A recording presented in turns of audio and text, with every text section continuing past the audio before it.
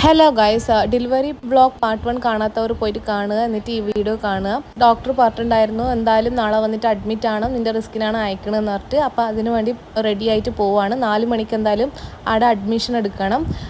അപ്പോൾ നിസ്കരിച്ചിട്ട് as usual ഇന്നത്തെ വീഡിയോയിൽ പോലെ തന്നെ റെഡി ആയിട്ട് ഇറങ്ങുകയാണ്. ഇപ്രാവശ്യം എന്തായാലും അഡ്മിറ്റ് ചെയ്യും, അത് ഉറപ്പാണ്. അപ്പോൾ അതിന് വേണ്ടിയിട്ടുള്ള എല്ലാ സാധനവും ഇൻക്ലൂഡ് വാട്ടർ വരെ എടുത്തിട്ടാണ് കേട്ടോ പോകുന്നത്. ഇളയമ വന്നിട്ടുണ്ട് കൂട്ടാൻ വേണ്ടിയിട്ട്. അപ്പം നല്ല പേടിയുണ്ട് മനസ്സിൽ, അത് മുഖത്ത് കാണിക്കാൻ വേണ്ടിയിട്ടാണ് ഞാൻ ഇത്രയ്ക്ക് അണിങ്ങി ഒരുങ്ങി പോയിട്ടുള്ളത്. കെൻസാവുണ്ട്. അങ്ങനെ ഇളയമ്മൻ്റെ കാറിലാണ് കേട്ടോ നമ്മൾ ഇറങ്ങുന്നത്. അങ്ങനെ ഫൈനലി ഹോസ്പിറ്റലിൽ എത്തി. ഇപ്പോൾ പ്രാവശ്യം നമ്മൾ ഡയറക്റ്റ് ലേബർ റൂമിലേക്കാണ് കേട്ടോ പോണത്. പോയിട്ട് 5-ാം മാസത്തെയും പിന്നെ ലാസ്റ്റ് സ്കാനിങ് റിപ്പോർട്ടും കൊടുത്താൽ അവർ നമുക്ക് യൂറിൻ ടെസ്റ്റിന് തരും. അതും കൊടുത്താൽ പിന്നെ നമുക്ക് ഡ്രസ്സ് മാറിയിട്ട് വരാൻ പറയും. മാറി വന്നാൽ നമുക്ക് PV ചെയ്യും കേട്ടോ, എത്ര ഡൈല്യൂഷൻ ആയിട്ടുണ്ടെന്ന് ചെക്ക് ചെയ്യാൻ വേണ്ടിയിട്ട്.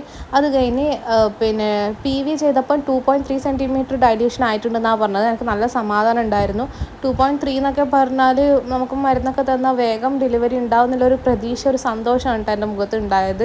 അപ്പം ലേബർ റൂമിൻ്റെ ഓപ്പോസിറ്റ് റൂമിൽ ജനറൽ വാർഡിലാണ് നമ്മൾ സ്റ്റേ ചെയ്യുക. പക്ഷെ നമുക്ക് റൂം തന്നിട്ടുണ്ടാവും. എന്നെ അവിടേക്ക് വിടൂല, ബാക്കി എല്ലാവർക്കും റൂമിലേക്ക് പോകാൻ പറ്റും കേട്ടോ. എൻ്റെ ഉമ്മാവും കെൻസും മാത്രമേ ഉണ്ടായിരുന്നുള്ളൂ. ഇക്ക പാലക്കാട് നിന്ന് വിട്ടതല്ലേ കേട്ടോ. രാവിലെ മോർണിംഗ് 5:30 ആകുമ്പോഴത്തേക്ക് റീച്ച് ആകും.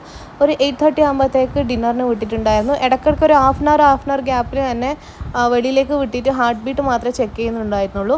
നൈറ്റ് നമ്മൾ പോയി അഡ്മിറ്റ് ആവുന്നത് വേസ്റ്റാണ്. എനിക്ക് രാത്രി 2 o'clockനാണ് അവർ എനിക്ക് ടാബ്ലറ്റ് 2 ചെറിയ ടാബ്ലറ്റ് തന്നിട്ടുണ്ടായത്. അതുവരെ എനിക്ക് ഒരു പ്രോഗ്രസ്സും ഉണ്ടായിരുന്നില്ല. പിന്നെ ഈ സാധനം കുത്തിയപ്പോൾ ഒരു സമാധാനം, രാവിലെ ആകുമ്പോഴത്തേക്ക് ഡെലിവറി ആവല്ലോ എന്നുള്ളൊരു സമാധാനം. മാമ, ഇളയമ്മ പിന്നെ ഉമ്മമ്മയൊക്കെ വന്നിട്ടുണ്ടായിരുന്നു എന്നെ കാണാൻ വേണ്ടിയിട്ട്.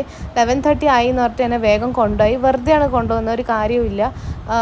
പിന്നെ മോർണിംഗ് ഒരു 5:30 ആകുമ്പോൾ പിന്നെയും നമുക്ക് ബ്രേക്ക്ഫാസ്റ്റിന് വിട്ടിട്ടുണ്ടായിരുന്നു കേട്ടോ.